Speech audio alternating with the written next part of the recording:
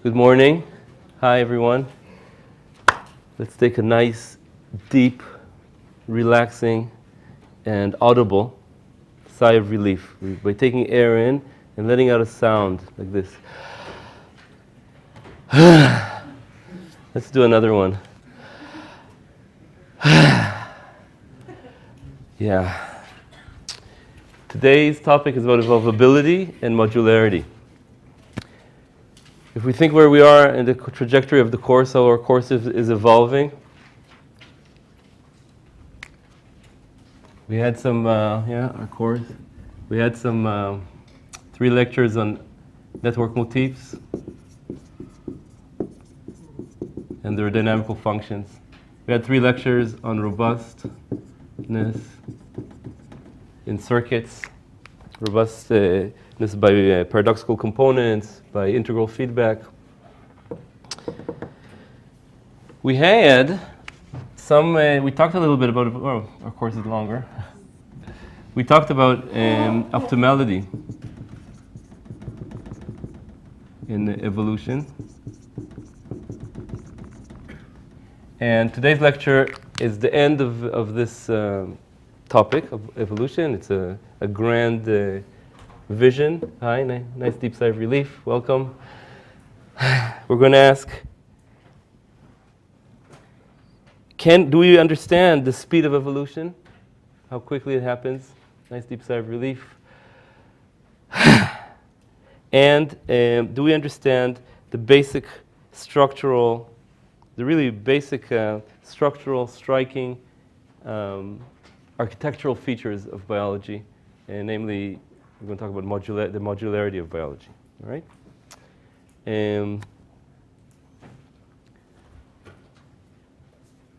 Maybe before I start, I want to know if there's any burning questions about what we've discussed so far.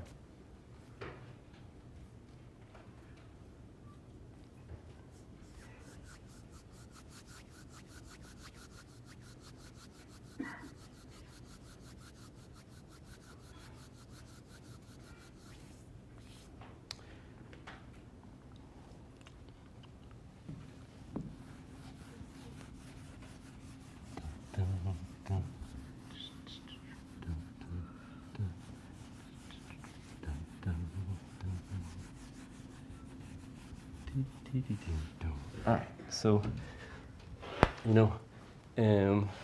first I'd like to just say something about the speed of evolution. So we say evolution, it's our favorite theory in biology. It's maybe the origin of all theory in biology, the theory of natural selection in particular. There's always, and recently, a lot of criticism of evolution. Comes from, let's say, other ways of thinking about the world. Let's say fundamental religion. And they say, look at this experiment, it doesn't really show evolution. Do you really understand evolution? And so, let's take a nice deep sigh of relief. I don't see, by the way, any collision between religion and science, as long as we think about what's going on in the natural world as science, and what's going on in spheres that science can't reach. Other systems are needed. That's the way I look at it. But I also look at this criticism, and as a scientist, to look for questions and holes where we really don't understand yet, or maybe we'll never, or maybe there's some alternative to natural selection. Right? And one of the things I think we don't understand yet is the amazing speed that evolution works at. And just for example, when heard about the dinosaur extinction that was 65 million years ago, at that time there were some rodent-like mammals, not very widespread species. When the dinosaurs and many other species went extinct, the world had new niches: the oceans, the grasslands, the mountains, the forests. And this rodent started, its descendants basically diversified and filled all those niches. And within something like 10 million generations,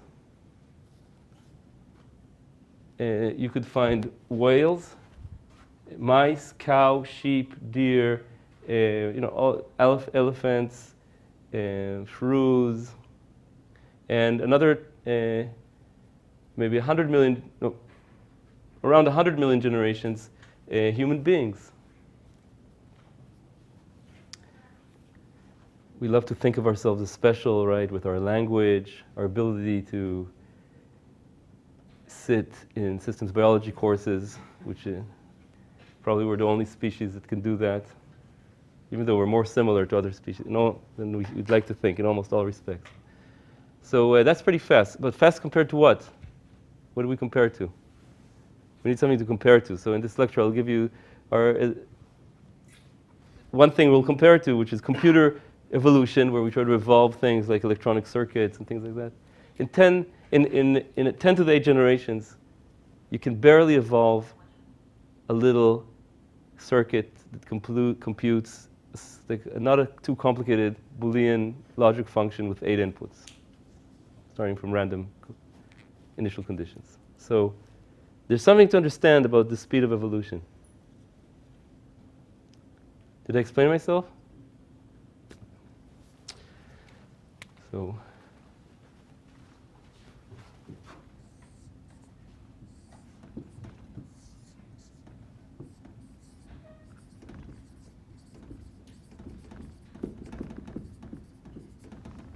I put 10 to the 8 to make an upper bound, right? It's less than that even. Okay, so and I'd like to, so I'm throwing out one string in this lecture is speed of evolution. I'll throw out another string, we'll connect them later, which is the structure of, when you look at biology on all levels, you see a very interesting characteristic. Let's have a nice deep sigh of relief and welcome you to this lecture on evolution. And that's called modularity. So I'm going to just define it.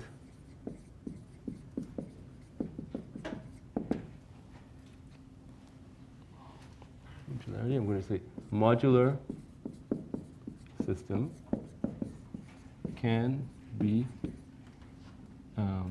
decomposed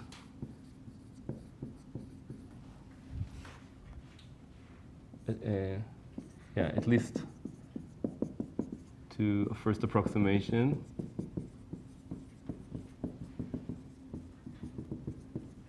into structurally and functionally independent parts. And I drew here example of two networks. There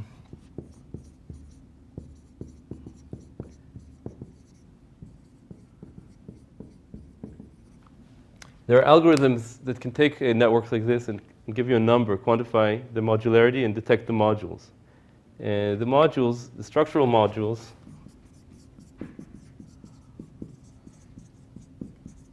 have many more connections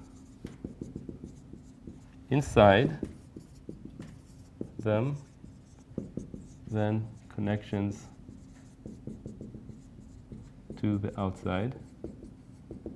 And one good algorithm is called the Newman-Girvan algorithm, for example. And what it does is it takes the network, tries all possible ways of partitioning it into groups, and for each partitioning like that, says, is this group more connected inside than it is to the outside? And tries to find the best partitioning and gives you a number, say between 0 and 1, where 1 is the maximum modularity possible for network at that side, and 0 is as modular as a random network. So you can quantitate modularity. When I talk about functional modularity means that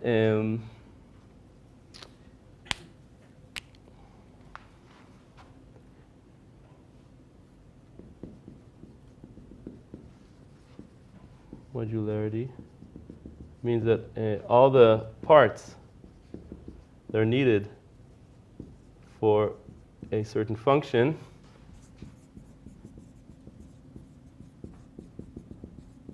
are in one integrated part of the system.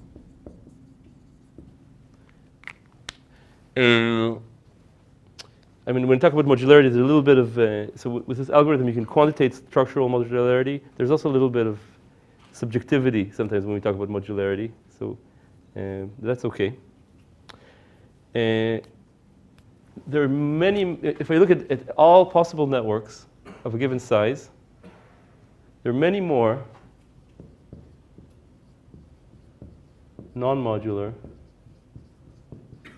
than modular systems possible of a given size. Right? So modularity is a special property. It's like it's non-random. It's not what you would expect if you draw a network out at random. And yet, modularity occurs on all levels in biological organization. And maybe the biologists here can reflect and help us to name some of those levels.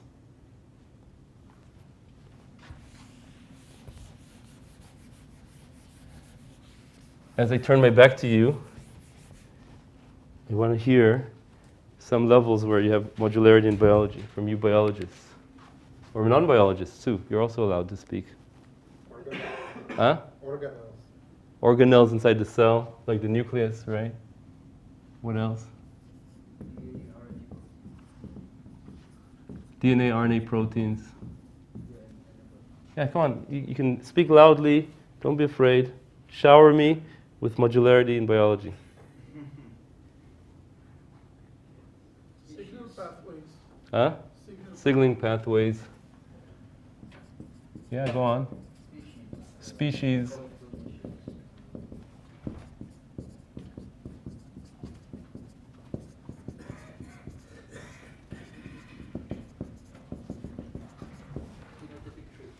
Phenotypic traits like what?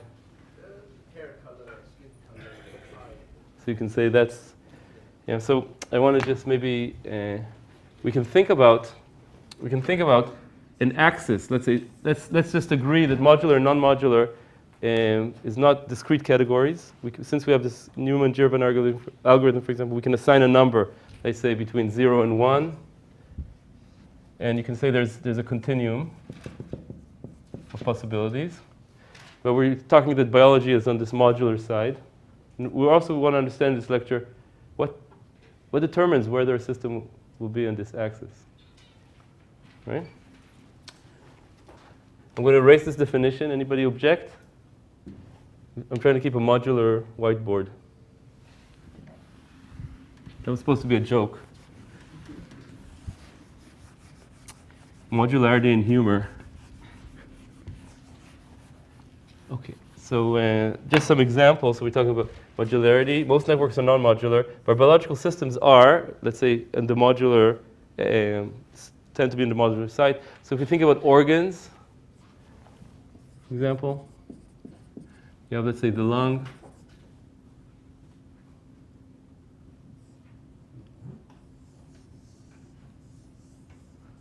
And you have, let's say, what else? What's your favorite organ? Or second favorite organ? Or third, actually? Liver. Okay, great. That's a Uri Alon joke, by the way. So the lung has a function, right, to get air, oxygen, remove carbon dioxide. It's also structurally integrated. So its function is to get air, gases in and out of the body. The liver actually has many functions, but it's like the hub of metabolism in the body. It keeps our glucose, takes nutrients from food, and brings out the nutrients we need.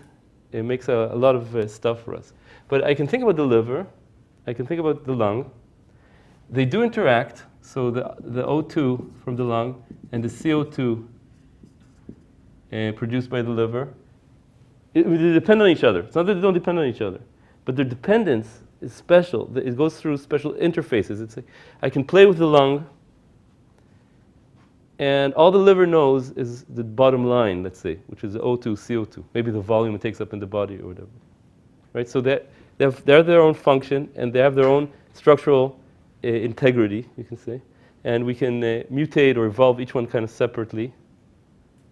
And of course, right, the glucose made in the liver is needed for the lung. So if the liver is not working well, the lung is going to feel it. It's not that they're disconnected, but they're connected through kind of simple interfaces. And they're extremely complex inside. So that's like an example of the way our body is organized. Or if I say, what would a non-modular body look like? It would be maybe a mass of identical cells, or not identical, but mixed up. And the cells are doing both, getting the oxygen and producing the glucose. Or those functions are distributed across the body in a kind of a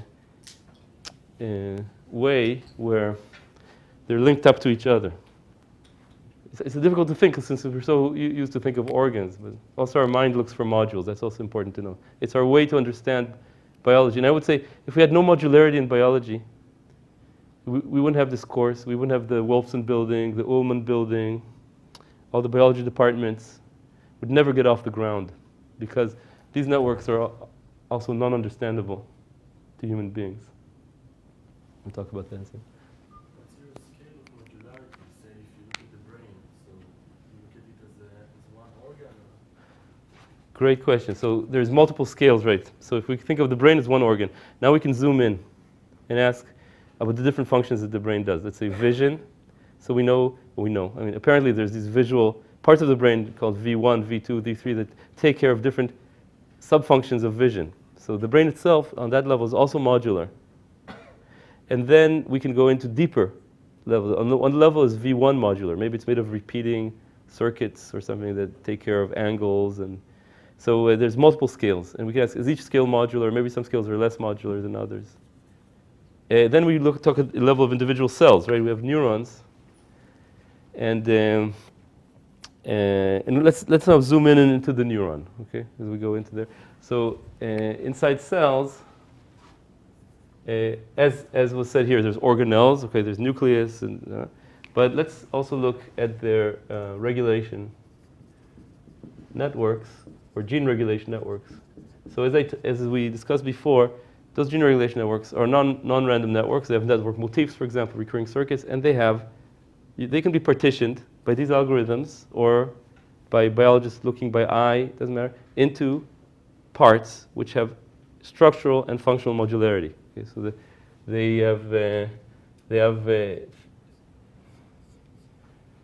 have parts that have to do with getting carbon, not other parts that have to do with responding to stress, other parts that have to do with changing, let's say, with moving. Of course, there's connections. There's no doubt. The stress module needs to know the carbon state of the cell. For example. Whether to move or not depends on whether it's stressful. But the connections inside are much stronger than connections between the modules. And also, biology wouldn't get off the ground without modularity, because if you delete a gene, typically one function goes wrong. So if you delete the lac operon, E. coli is fine, but can't grow on lactose. That's why we call it lac. That's the basis for genetics, you can say. If lactose metabolism was done by 1,000 different genes, each one contributing 0.1% to lactose eating, we would never find them, the lac system. About the brain, it's also possible that there are parts in the brain, maybe in the cortex, that are non-modular and I would say non-understandable in this way. That's possible. Maybe some parts of biology are more on this side. We'll talk about that, but I'm not sure about that. I mean, I suspect that the brain is, especially the brain, is actually on this side in some sense. Let's zoom even more. Genes make proteins. Let's look at a single protein molecule.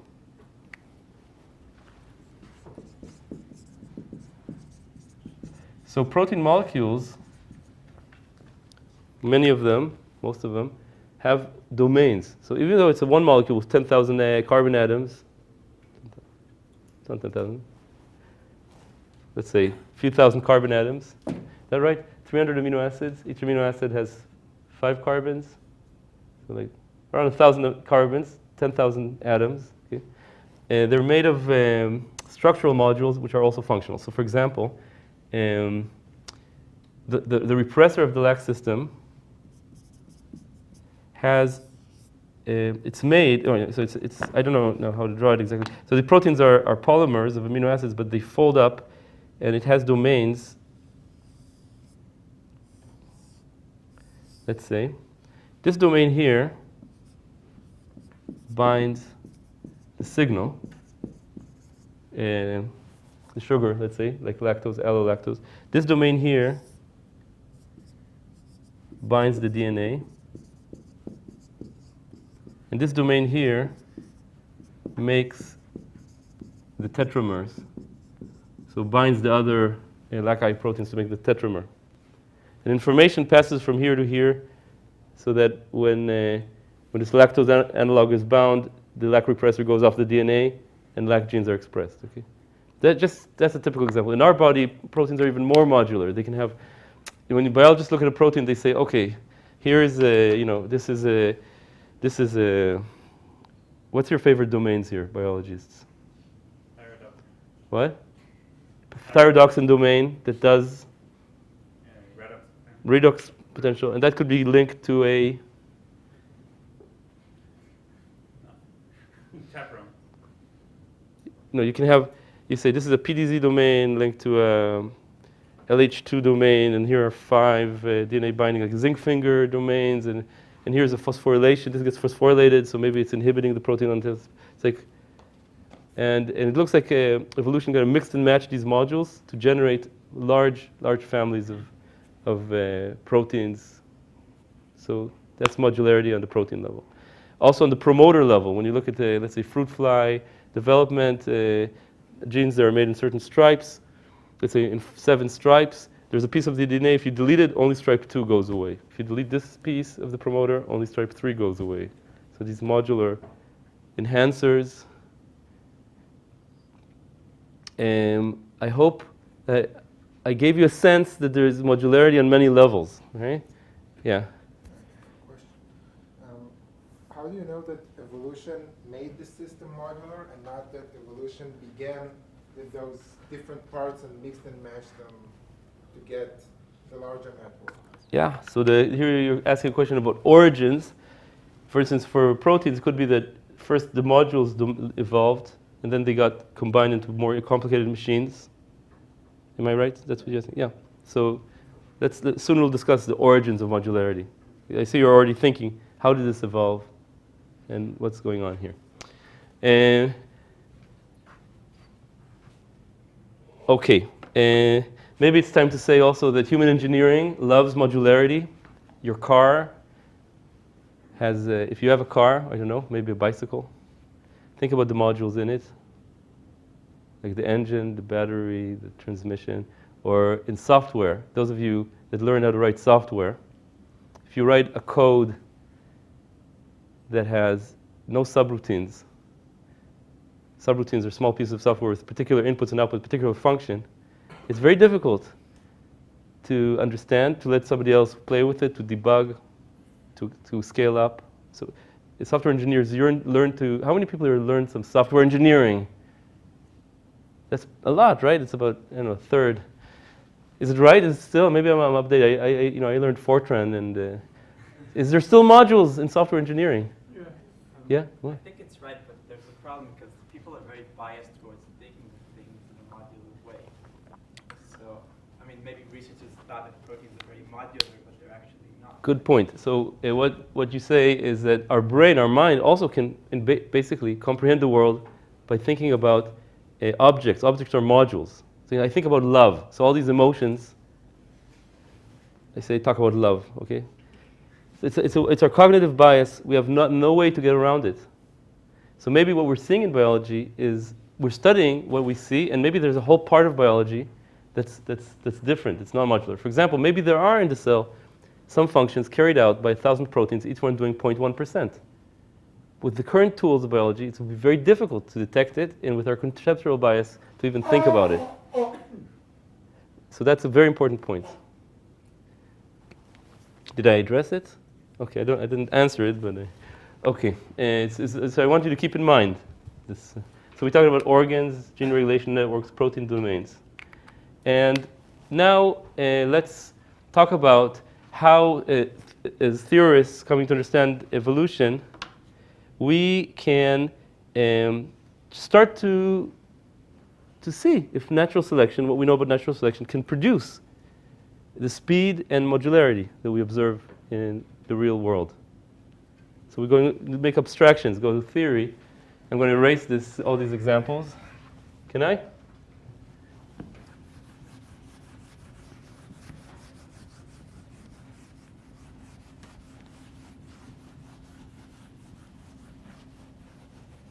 Yeah, maybe I'll just, because I like it, I'll draw this example of modularity in the promoter in this fruit fly gene called Eve.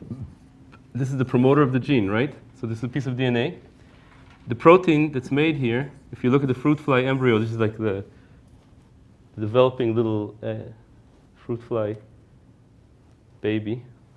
This gene is expressed in these stripes that later become the segments of the body.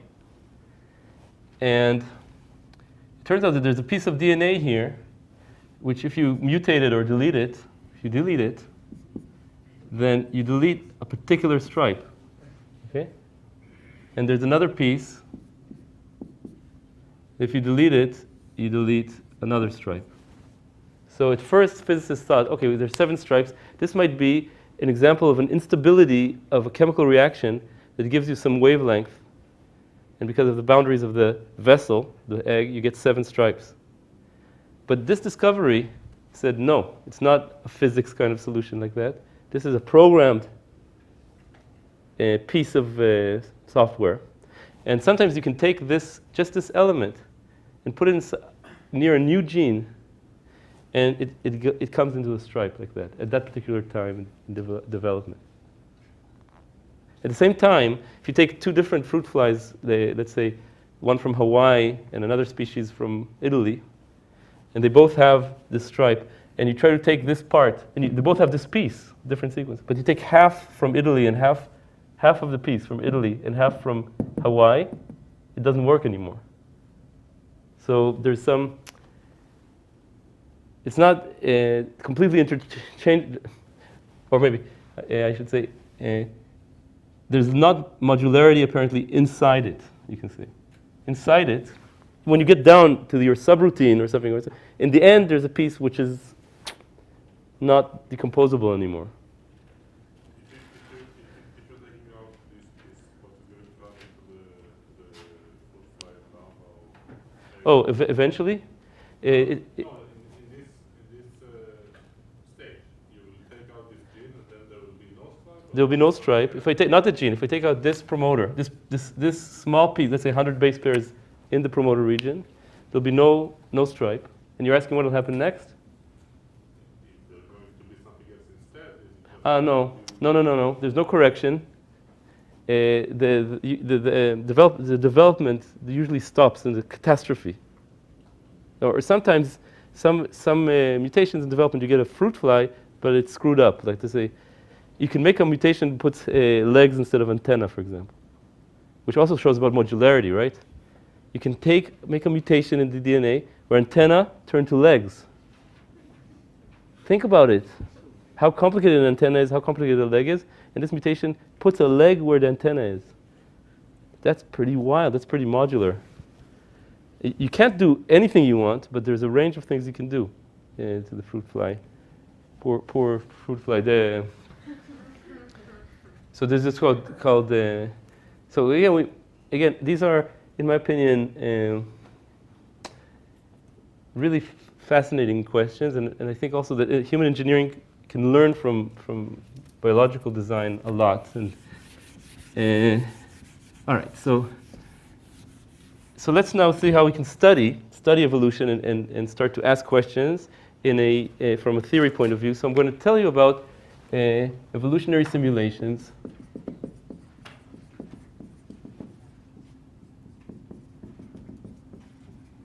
Which can have some aspects of of mutation, selection, replication,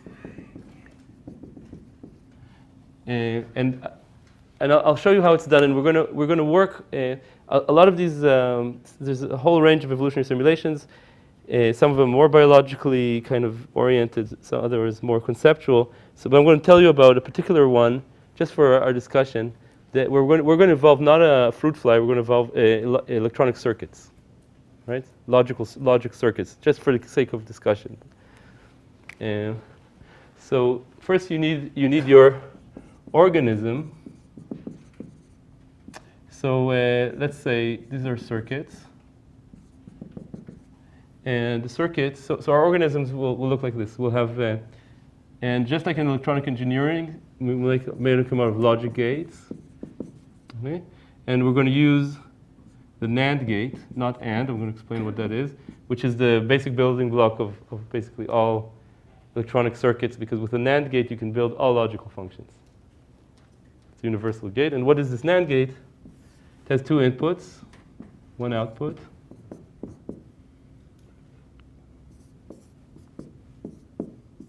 It's not AND. So AND is only 1 when X and Y are both 1. So an AND gate looks like this. Here? Thanks. Good point. This not AND gate is like this. Okay, that's just a detail, but what this means is that now I can make my organism will basically look like something like this, where each one is an AND gate. We're going to have inputs. We have our output, right? And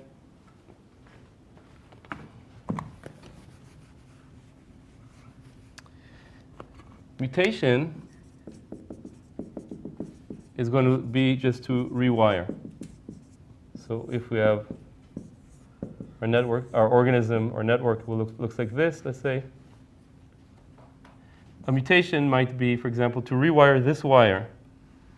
And let's say my mutation will be, I'm allowed to, for example, to connect it also to here. So what I keep is that each gate here always has two inputs. But what I do is I send the input to some other gate. We have a genome, which, so this, let's say gate number 1, 2, 3. Gate number 1, gate number 2, gate number 3. It says where the inputs are, who the inputs are. Okay? So in this case, for instance, gate number 3 has inputs 1 and 2. And in my mutation, now gate number 3 has inputs 1 and 1. So my mutation changed this 2 into a 1. I have a genome. I can also maybe add a gate, right? Maybe delete a gate. So that's like what we call a genome for this digital organism. Right? So we have mutation. We have selection. So how do we do natural selection? We set a goal. So for example, suppose my goal is, so I have 4 inputs here. It's X, and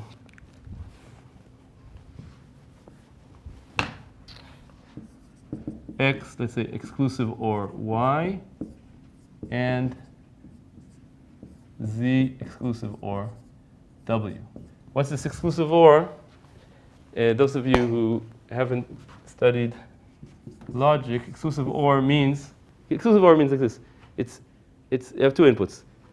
it's fine. If either one is 1, you get a 1. But if both are 1, you get a 0. So it's exclusive OR. It's A or B, but not both. That's a hard function, by the way. That's like a non-monotonic Boolean function. That's why I'm choosing here a kind of hard Boolean function. So exclusive OR, if x and y are 0, 0, 1, 1, 0, 1, 0, 1, then this exclusive OR is 0, 1, 1, 0. Okay. And once I set a goal, I can, a goal is a Boolean function. A goal says for each possible value of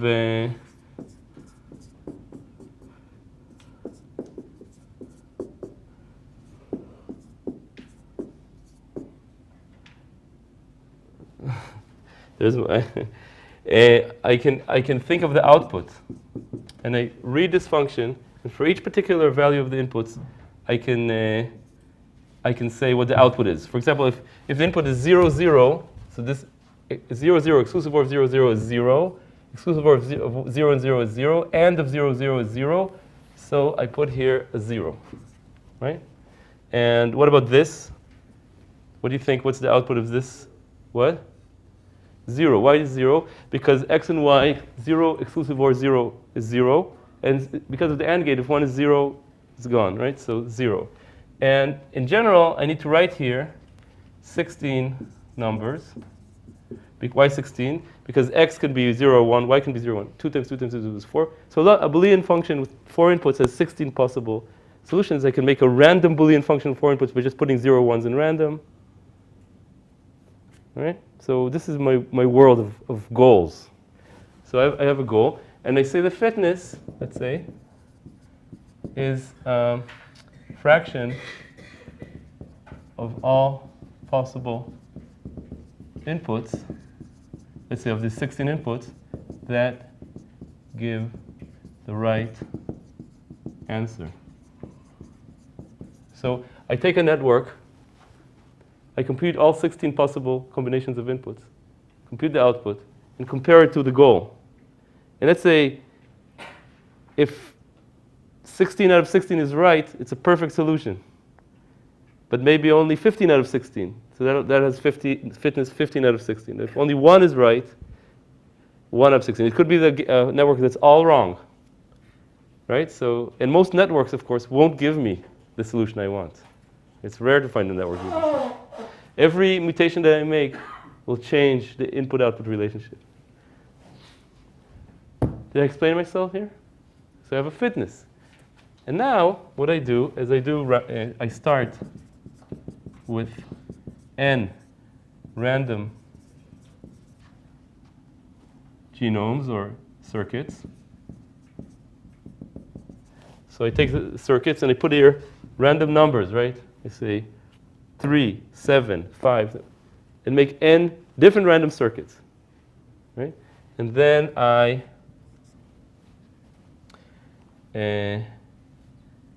duplicate them to get 2n with mutations at some probability p. So I take them, each one makes a baby, but there's a certain probability that baby has a mutation. Yeah? In the real world, as I told you, the probability that a baby has a mutation is 1 over 300. If you take the mutation rate times the genome size, typically for different. But I want these simulations to work fast, so I choose a mutation rate where almost every baby has a mutation, because I don't want to wait extra 300 generations.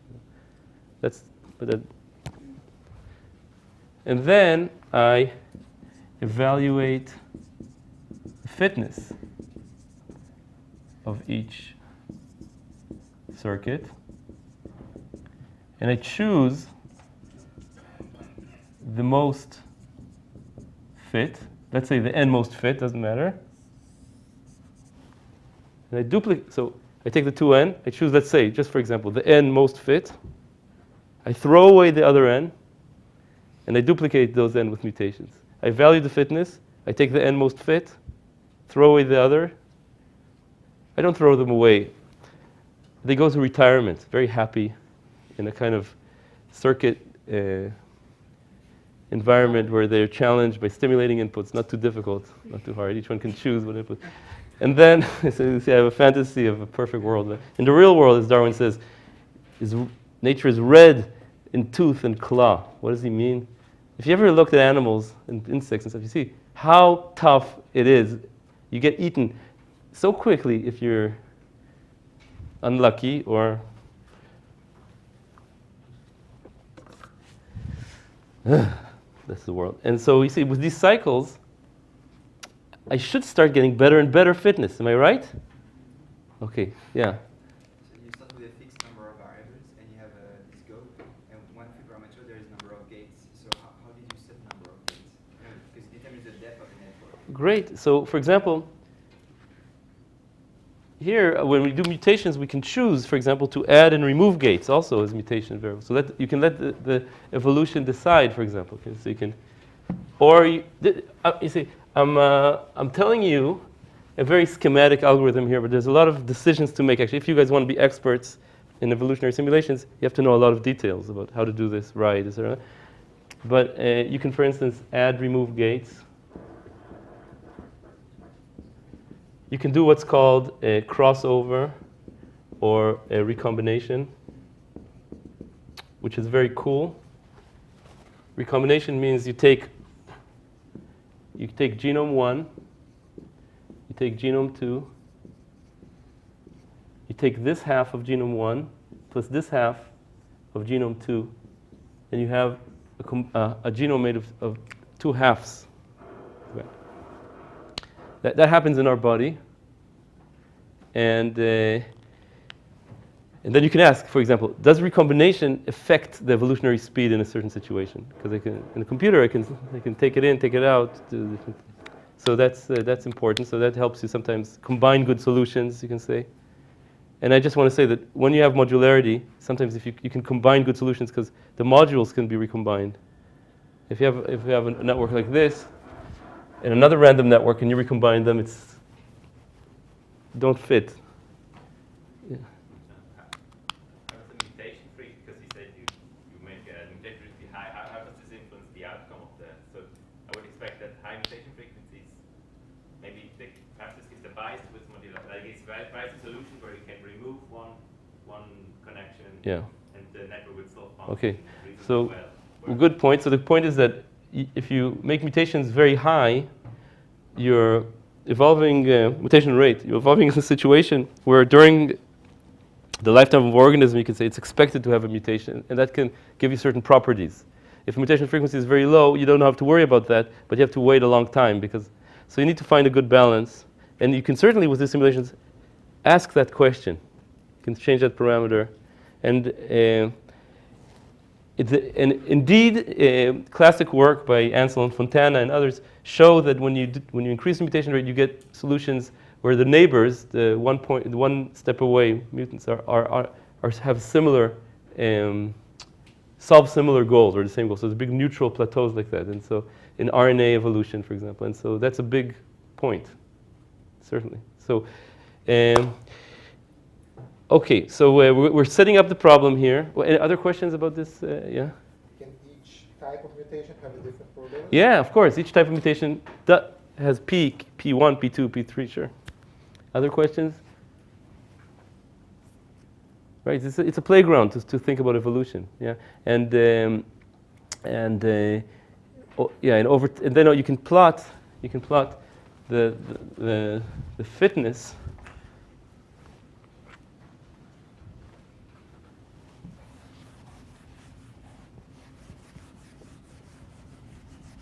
So I give this goal, and I plot this time here in units of generations. So each cycle like this is a generation.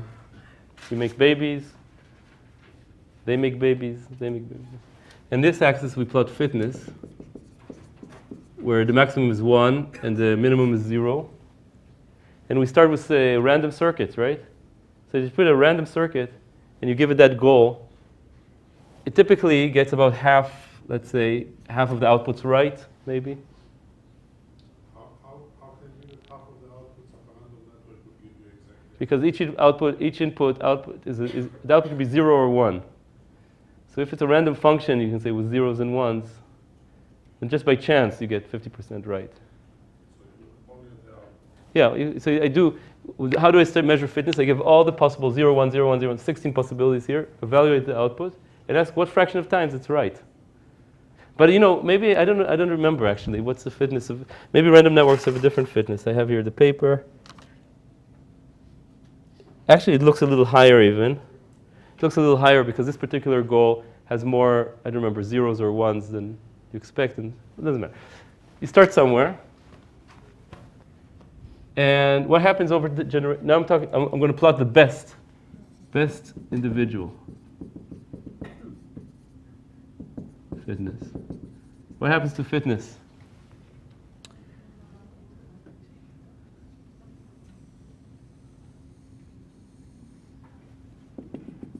If I run this algorithm, you get perfect solutions. They happen after about 10,000 generations. That's why I said if I had a circuit with 8 inputs, outputs, it would already take me 10 to the 8 generations. These things grow really exponentially. So that's why I said evolution. In some cases, evolution on the computer is much slower than evolution in biology, if you can compare these two. Okay. 10,000 generations to evolve a lousy circuit. I say lousy, I don't mean any disrespect. Just mean just wanted to rhetorically emphasize. And there's these, maybe I should draw these. There are these long plateaus, or you can call this logarithmic slowdown. The improvement becomes rarer and rarer in time. That's the typical thing you see in thousands and thousands of studies on computer evolution in engineering, in software, in biology. And the solution is non-modular. In fact, this is the solution. I drew it. This is not this is a network each one here, each node here is a NAND gate. This is the solution, or one of the solutions you find for this goal. Now I chose here in particular a goal that by eye looks modular, right? Does it look modular to you? What are the modules? XOR, XOR, and AND, right? Even if the goal is modular, though the goal was modular. But what the simulation found is actually the minimal circuit, 1, 2, 3, 4, 5, 6, 7, 8, 9, 10 gates. Oh, maybe I should say here you can also add, let's say, a small cost per gate or per component. So like we said, the biological components have a cost, right, in real biology. So why not add a small cost? So if you let mutations also add and remove gates, this keeps the thing from growing to a very large circuits with gates that don't do anything. So it's optimal. It's optimal number of gates. So you cannot find a smaller circuit that solves this problem. You cannot find a smaller circuit. The way it makes it small is by combining these XORs and ANDs and making this computation distributed along all these gates. So each gate contributes, you can say, or has information from X, Y, Z, and W quite quickly. And that's the typical situation. That's what you see when you try to evolve software, hardware. You get these really compact solutions. They work. It takes a long time to get them because you're stuck on these long plateaus, and you can't understand how they work. I mean, a circuit like this you can understand. But there's this study of evolving electronic circuits in hardware, these programmable gates. And so what they did here was actually not on the computer, but in hardware, make the gates in hardware, evaluate their fitness in hardware, then do all these steps on the computer, make mutations in the computer, make mutations in the hardware, evaluate the fitness.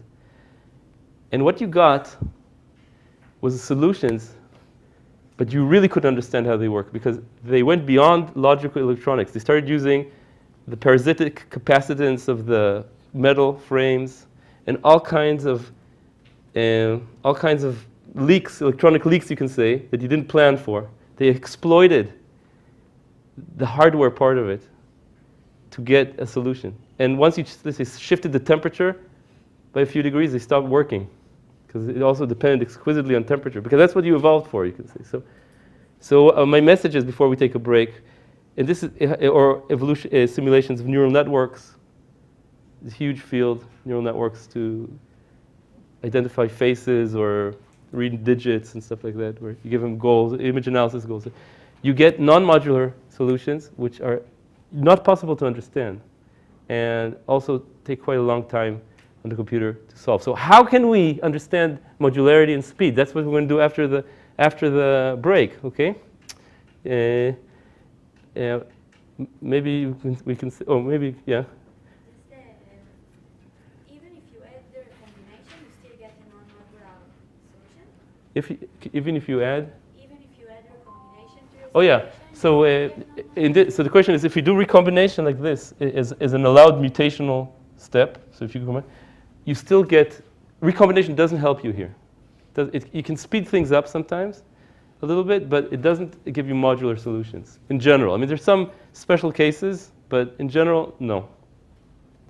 Yeah. Are all the networks necessarily non-robust? You knock out one point and then it just doesn't work anymore?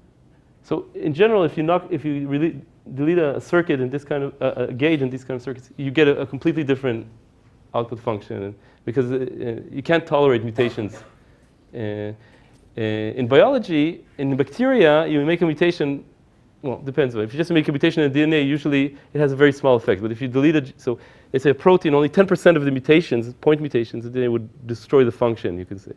But if you delete a gene in bacteria, you almost always lose a particular function. Like it can't swim anymore, but it can eat lactose. Or another gene, it can swim, but it can't eat lactose. Or it can't synthesize the DNA. It's dead, but it's dead because it can't synthesize the DNA. Or there are some genes that have many effects. They're called pleiotropic, and that's also interesting to think about what they are. Okay, let's take a nice deep breath. And let's come back in 10 minutes at 10:20. All right? Enjoy the break.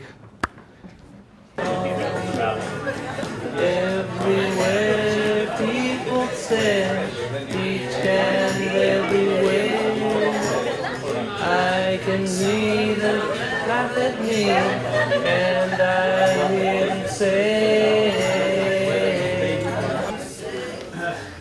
"In me, love will find a way. Gather round, all you clowns, let me hear you say."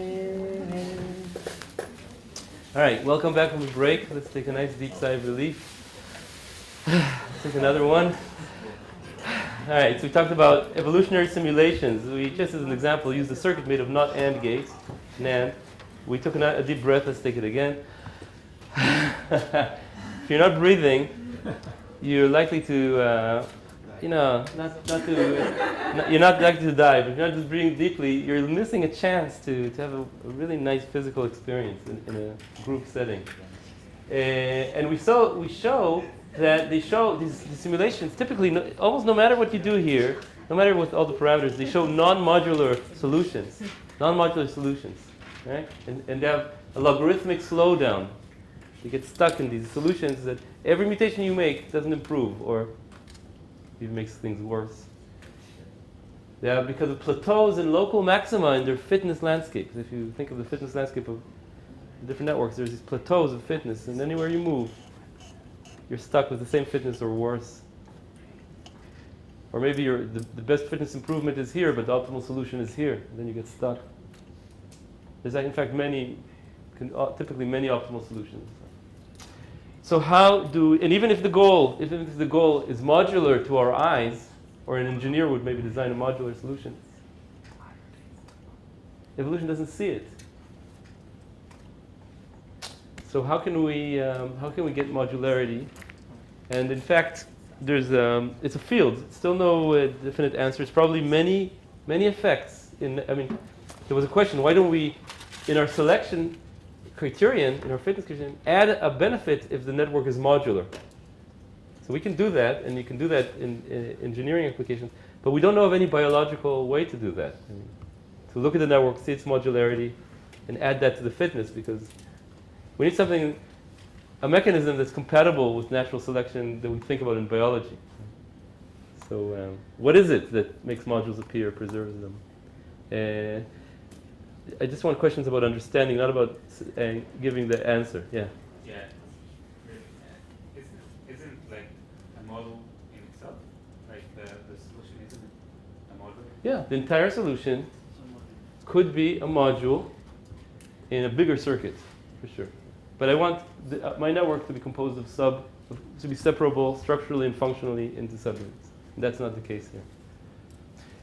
By the way, I think SOAR, you can think of it as not equal in this situation, right? So what this goal is, says x is not equal to y and z is not equal to w. For example, in this situation here, when x is not equal to y and z is not equal to w, and there's an AND gate, this would give an output of 1. So that's like what the circuit does. All right, so yeah? I was thinking of a bit like this solving these goals. Yeah. It's a bit like curve fitting. Yeah. Like if you have like Curve, randomly good, shaped right, curve, good. you fit the curve. Right. The more parameters you have, the easier to do. Yeah. But there's an optimal number of parameters you need Yeah. to fit the curve. Yeah. You have more, it's computationally Yeah. inefficient. Yeah. So If you add more gates, you can solve this, but you still, suppose I force it to use 14 gates, yeah, it'll still find a non-modular solution. yes, you'll find a non-linear solution. It's non-linear maybe, but here it's all non-linear, but that, from the point of view of modularity and speed, it won't help me. But you can maybe, if I had only 9 gates, I would get an approximation. I can't get the right solution. And so sometimes with too little gates, you can't really solve it. The more gates you have, the more close you can approximate a complicated like problem. Absolutely, yeah. Okay, so there's different solutions, and I think the one that's most generated the most work, and my favorite is from this paper in PNA's 2005. So you can look at it later. But here's what it says. It comes from the following intuition. Now, where can I erase? Where can I erase? So we don't need this. We don't need it. We're going to use exactly the same evolutionary simulation. We're not going to touch this part, so I'm going to erase it. It comes from the intuition. Why in engineering we use modules, or software engineering? We use modules. One of the reasons is because suppose you write some software and then you need to change it, or you need somebody else to change it. Then it's very useful to have these modules, because suppose you want to change, if you have a good module for exclusive OR, now you want to add another exclusive OR, so you can use that module again. You can reuse it. And if you make a change in a module, it doesn't spoil the entire software. It only spoils one function, so you can debug it. You can debug or select on that module that you can understand. So, or let's say if you're making a car, you can now use that same engine to make a different model of a car. You can improve the engine independently of the transmission, etc. So it has to do with when things change, where your specifications change. Where what you need to do changes over time is one driving force for engineers to have modules. Or if I want to say, if I knew I was going to make a car, but never change it, I maybe would start optimizing by connecting the engine with the transmission in ways that are kind of make it more optimal. You know, I can tweak it more optimal, but but in ways I know I'll never be able to change anymore. So if I make a speaker that's optimal and I start playing with the magnetic properties of the casing, and so it'll only work in this particular room. So I can make it more and more optimal, but it's not going to be modular anymore. And this intuition was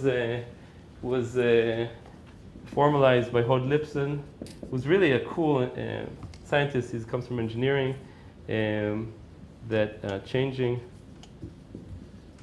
specifications or goals, you can say, lead to modularity in engineering. He builds, for instance, simulates robots on the computer and then prints them out with a 3D printer, and it evolves them to walk, and they can walk. You print them and they walk. They walk the first time, but the second time you try to walk, they don't walk anymore.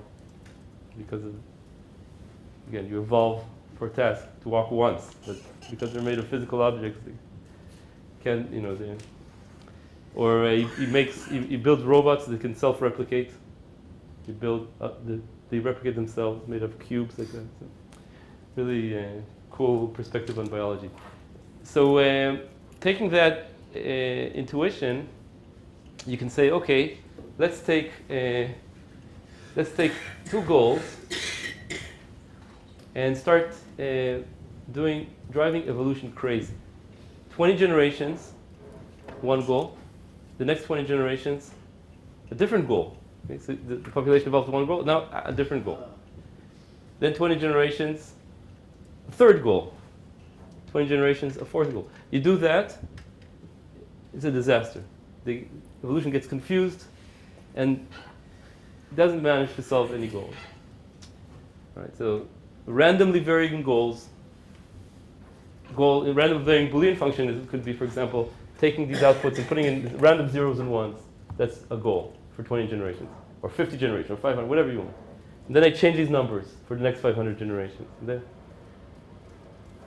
randomly varying goals don't help. They confuse. Does that make sense? But there's one situation which works really well, and that is to switch every, let's say 20 generations, but it could be anywhere between 5 to 5,000, let's say, for this problem, to a different goal. Now, look at this different goal.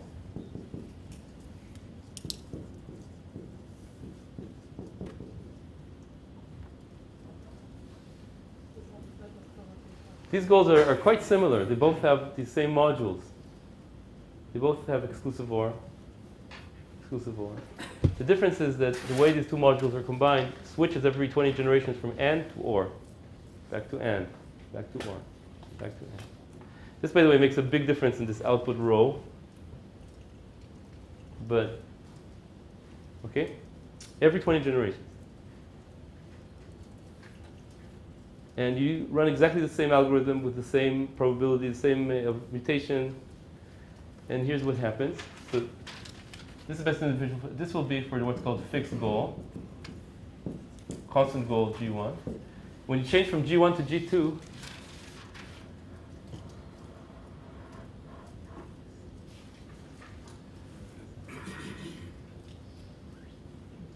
so this is 10,000. This is 1,000 generations.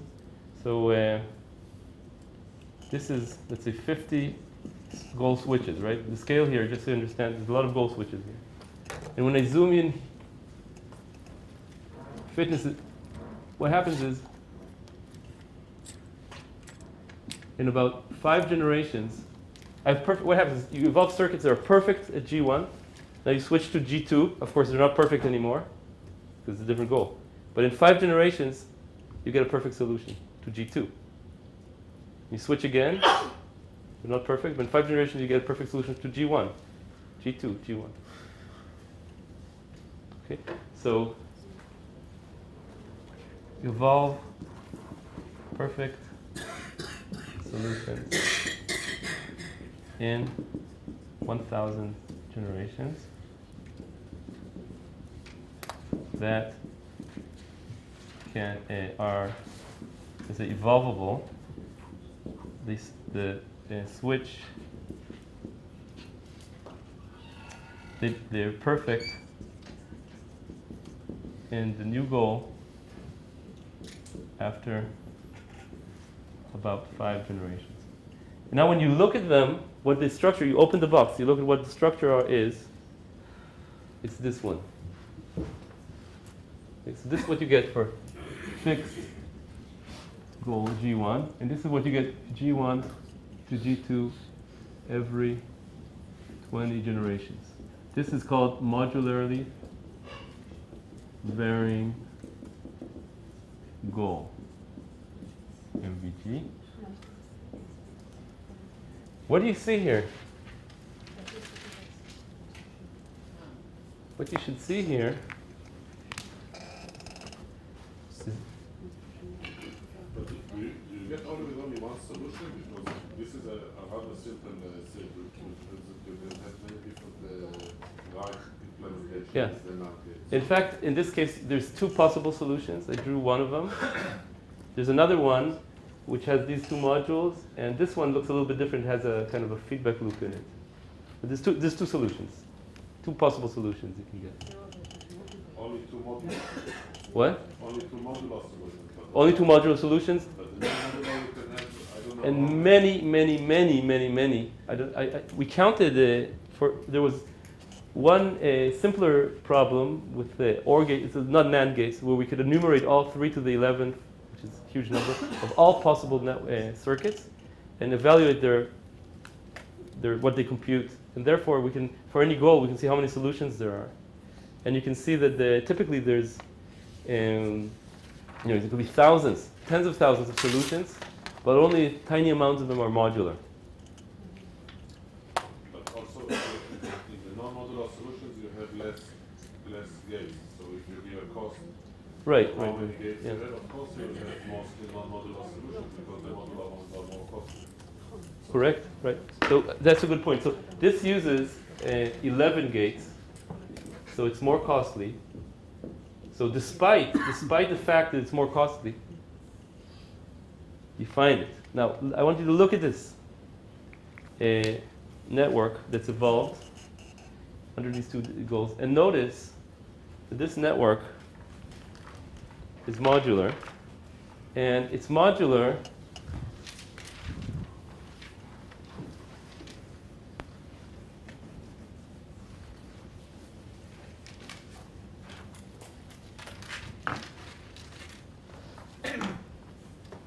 in the following way.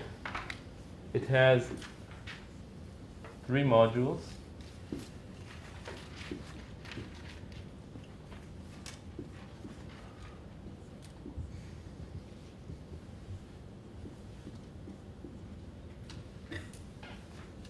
Okay. This module is a XOR module. This module is also a XOR module. This module here is an AND. And what happens when there's a change is that the mutations occur. So you have the XOR, and instead of this thing, that's the AND module, right? AND module, where you have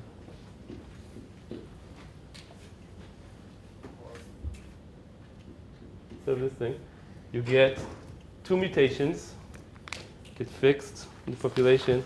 And those 2 mutations are, you get something like, in this particular solution, there's a second solution too. You get something like this. It's really nice. So what happens is that these 2 wires are rewired here.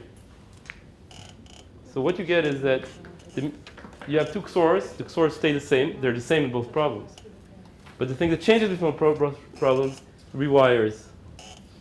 Those mutations occur, and they get selected, fixed, bam.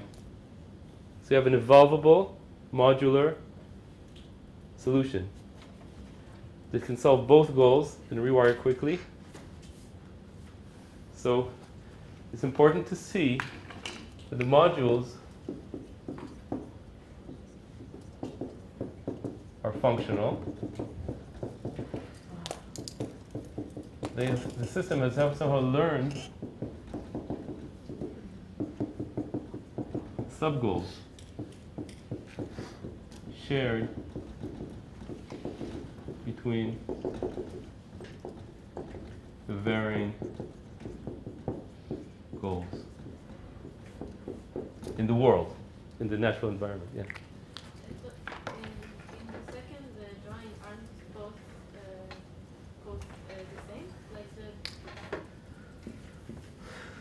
green and the black, isn't it from the same? Yeah. to the same time? So this NAND gate gets. Yeah. I drew it wrong. You're right. I drew it wrong. Thank you. They come from the same output. Does it make more sense? Right.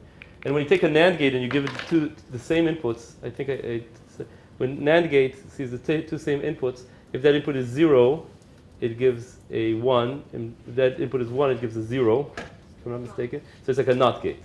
So this is 2 NOTs. A NAND over 2 NOTs gives an OR apparently. So that's a way to compare. By the way, this 4-gate XOR unit made of NAND gates is the way that electronic engineers build a XOR. That's the optimal way to build a XOR. When you look inside the laptop, when there's an exclusive OR, it's built of 4 NAND gates. Okay, so this unit is non-decomposable. It's not. This module is not modular in itself. But this circuit is made of 3 modules. So what happened here? Yeah. This expression counts on the goals being modular. Correct. But why should we assume that it's like that in biology? So how does this relate to biology? I mean, why should we assume that goals are modular in biology? And well, let's think about the lung and the liver. Right? So you're a mammal, you have your lung, you're living on land, but now you're like a dolphin, you went back to sea. Your lung really needs to adapt. But in any case, it's breathing. Lung is breathing, but in different situations. So there's a breathing module in the world. And then there's the liver, which is glucose homeostasis in the body. The dolphin and the cow both need the liver, right? That's a goal, that's a constant goal. But maybe the dolphin is eating seafood and the cow is eating vegetarian food. And that has different specifications. So it's the same goals in the world, but the way they combine and their specifications change from niche to niche. So the way to think about it, and here again, it's something to resolve. I don't know if it's to what extent you can generalize or prove it, but the point is that what you see in biology, the module you see in biology, if they have a function, that function is a function that appears in many, many niches with different nuances. So so the argument is the modules inside tell us about the fixed or the constant sub-goals that occur in the world. Or for a protein, let's say binding DNA is a goal that's shared between many proteins, different pieces of DNA. Binding to, I don't know, ATP, that ATP unit is shared between many proteins, but with different constraints. So there's these, apparently, what proteins need to do is also not randomly varying, but they're conserved, or not conserved, shared sub-goals, because that's the way the world is. Breathing is different from glucose homeostasis because of physics, basically. And binding to DNA is different from binding to ATP because of chemistry. But many proteins need to do the same task. Here we come to a philosophical categories which have some vagueness in them, and maybe some circularity too. But the argument is that if you look now at the structure and you see the modules, the hypothesis is they correspond to shared sub-goals in the environment. It's a little bit like teaching someone, let's say a child, to do a long multiplication. If you show just one example, it's much more difficult to learn than if you show many examples and the person gets the shared parts of what's shared between them. Or in cognition, maybe, here if our brain has modules, let's say, for nouns and verbs, right? Or for looking at faces. So the world has nouns and verbs because we have agents and they act. So that's shared. But maybe those agents in one culture are, you want to worry about polar bears. In another culture, you want to worry about rattlesnakes. Doesn't matter. But what's shared is there's a noun. You need a noun. And you need a verb. See? So if you have modules for nouns and verbs, you're ready for whatever situation you have, but you still need to learn over your lifetime what the word is for polar bear or rattlesnake. So the argument is that evolution would prepare the brain to have modules for the shared subgoals that have to do with psychology, physics, chemistry. Because of surface tension, for example, there's objects in the world, right? Water likes to be more next to water than for air. Therefore, you have objects. Our mind perceives objects separate, because I think that's the way the world is built. It's not our cognition reflects the shared subgoals in the physical world, in the psychological world. Yeah. I have a good question. If we shift the conditions back to fixed G1, what will happen? What happens if we now stop?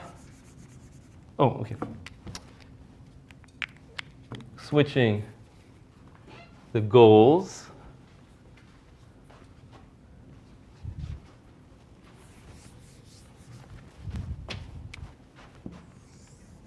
This is generations. And here I'm plotting modularity.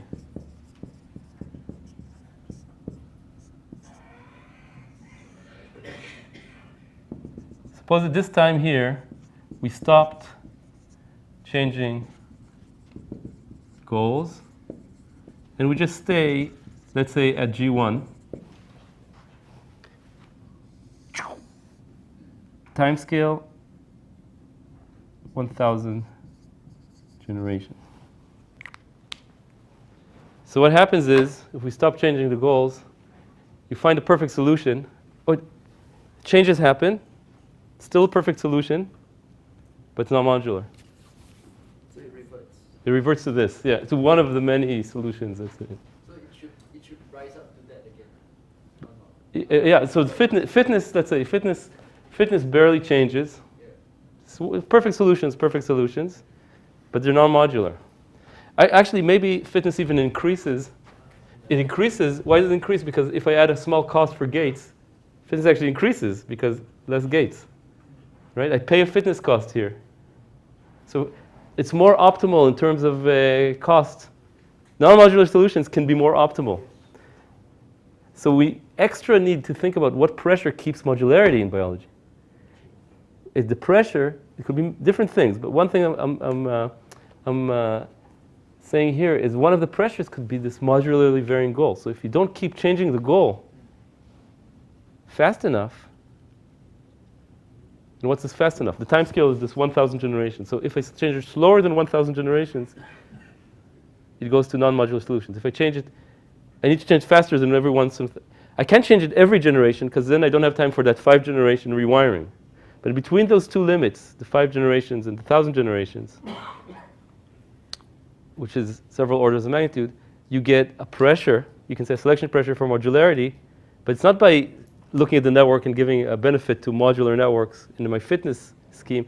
It's because of this need to rewire. Because if you have this non-modular solution, and now you need to rewire to G2, you can't do it within this reasonable amount of time. Yeah. But we do this all the time when we grow bacteria in the lab in a constant medium. Right? They don't have varying goals. Yeah. So in bacteria in the constant medium, the argument is if you grow them enough time in a constant medium, different things will happen. They'll start losing most of their genome because they don't need it. If they're growing on lactose, they don't need the genes for ribosome. They'll start losing transcription factors. They'll start making their systems less and less modular. Like the Buchnera example. Yeah, in the Buchnera example. So maybe I'll talk to you. That's what actually seems to happen. And so, and this I wanna maybe to say here. So we talked about this continuum of. If we talk about the continuum between modular and non-modular, you can say that the more variable the environment, it pushes you to modular. I just want to give an example for that. If we think about the ribosome,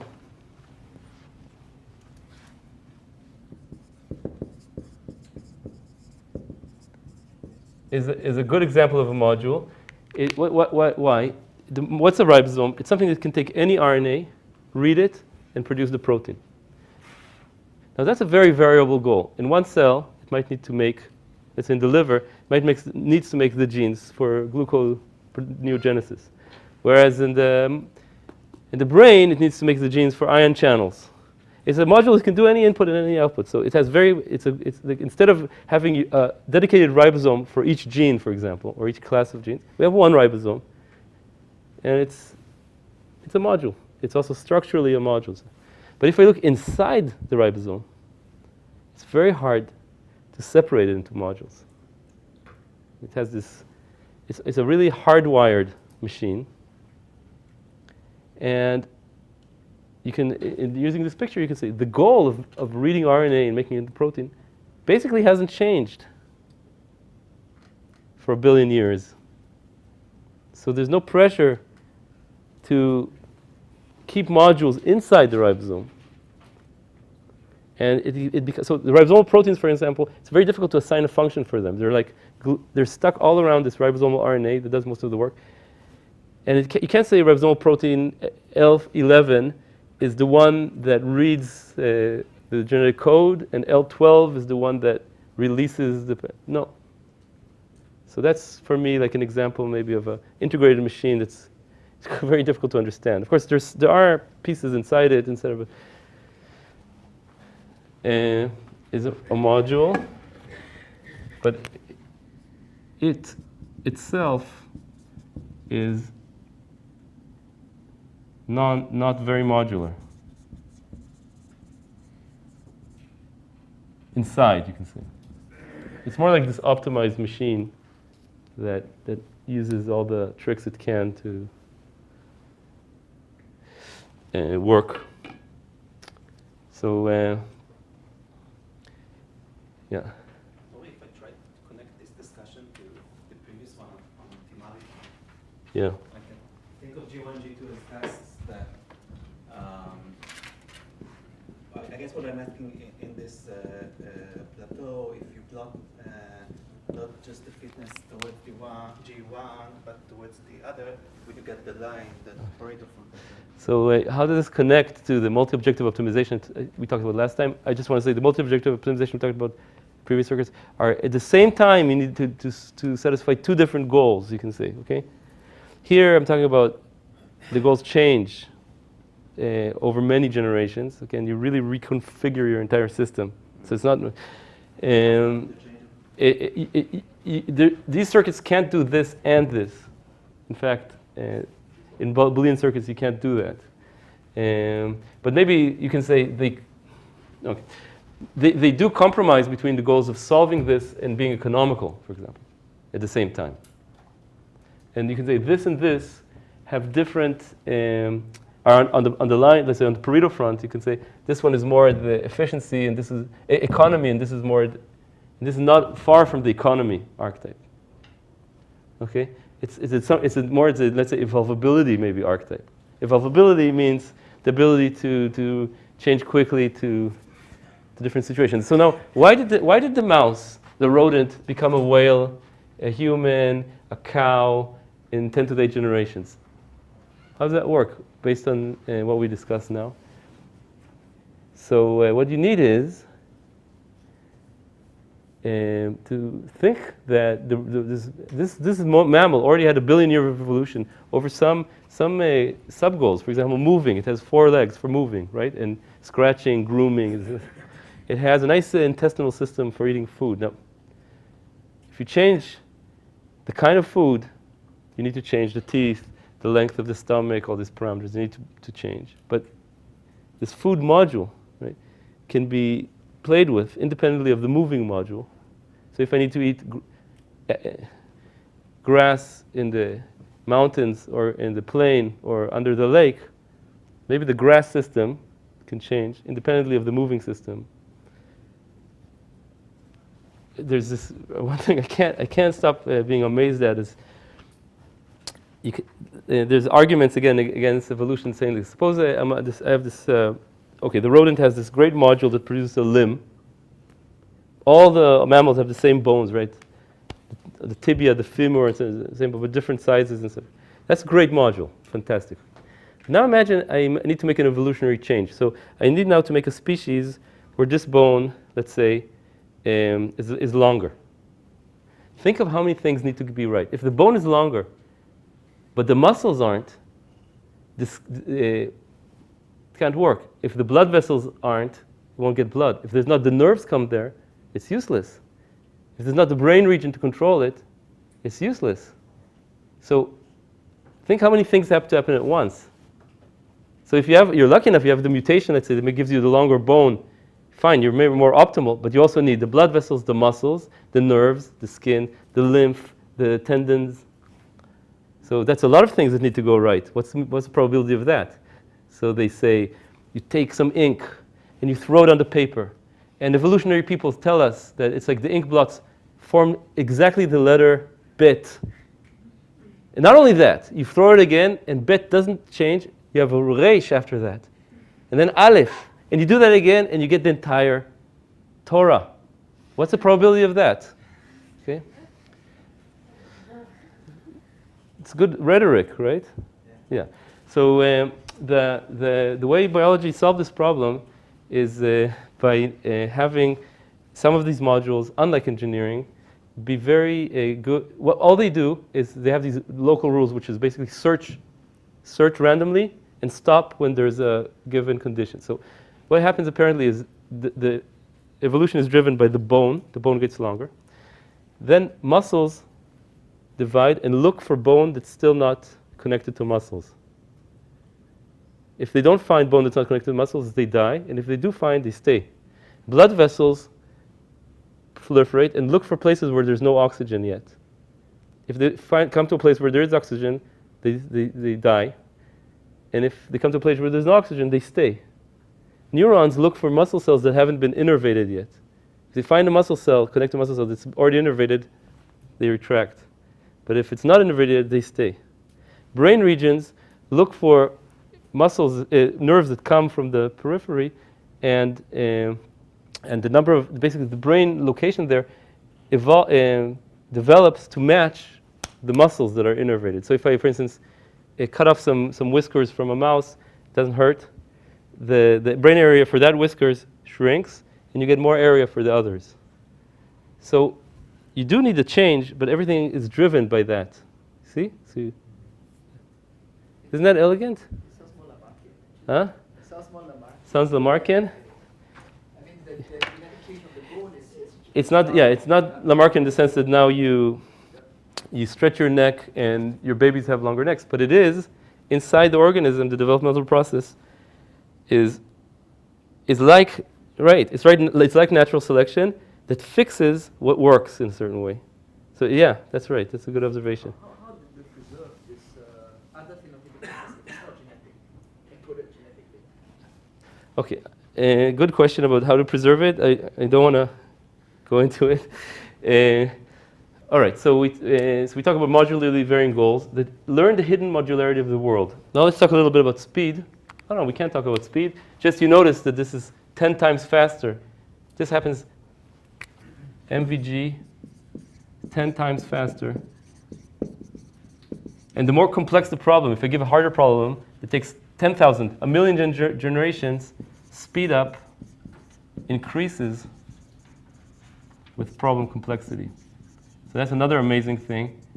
If I have a goal that takes 100,000 generations to change, and I do MVG with another modular goal that also takes 100,000 generations, you put them together, and you get a speed up of more than 10, maybe of 20. Factor speed up compares to that 10,000. So that's also very interesting, and not completely understood. it has to do with the fact that in modular goals, the plateaus of one goal are increasing slopes for the other goal. So you switch goals, you switch your fitness landscape, and you create somehow, effectively, kind of a ramp that leads to the place where there's two close-by solutions, the two modular goals, and not to all the other non-modular solutions. And you can do some statistical mechanics about that problem. It's more than simulated annealing, where you just increase temperature, you get rid of local plateaus. It's just really the fact that these two goals are modular leads you up a ramp very quickly to modular solutions. Very interesting. All right, so we talked about the speed and modularity in biology, and let's take a nice deep sigh of relief. Thank you for your discussion. See you next week.